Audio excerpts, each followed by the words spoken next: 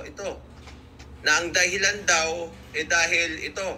Appointment ni Mayor Magalong. And after 2 hours before the resignation, nag-resign si Mayor Magalong from the Independent Commission for Infrastructure. Ito daw ang dahilan, or ICI. Bakit? Well, a few hours before the resignation, inutusan ni BBM ang kanyang legal team to investigate kung legal ba talaga ang appointment ni Mayor Magalong. And after that, nag-resign na nga siya.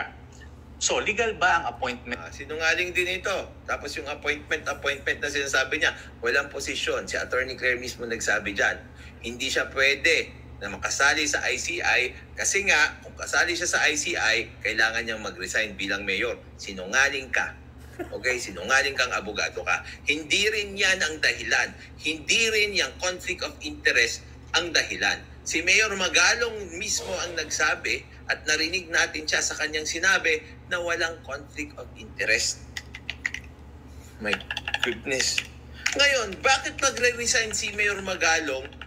Katulad ng sinasabi nyo, in relation to the conflict of interest na sinabi mo dito sa dulo ng video mo, sinungaling ka. Now, na hindi legal ang pagka-appoint kay Mayor advisor or honorary ang position. Kung ang trabaho ay related sa government function, public office pa rin ito. So malinaw na hindi legal ang pagka-appoint kay Mayor Magalong. Siguro, alam na din niya ito, kaya nga siya nag-resign. Sinungaling ka. Mag-research ka lang ng konti o kaya panoorin mo yung mga sinasabi ni Mayor Magalong. Sinabi niya na walang conflict of interest. Hay.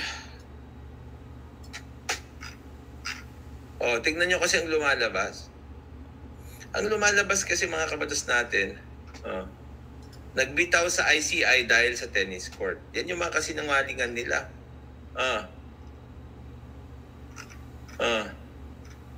Magalong is not an investigator. Yan din yung kasinungalingan.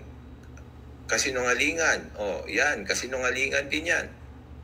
Grabe yung demolition job kay Mayor Magalong. Literal, from traditional media like Inquirer, hanggang sa mga paid vloggers, hanggang dito sa attorney na to. Grabe. It's like, nung napagana ni Mayor Magalong yung ICI without even funds, personnel, or help from Malacanang or kung ano man, doon sila na alarma talaga. And doon nila nakita yung capabilities ni Mayor Magalong to handle such pressure and deliver results. This is Pinoy Extreme.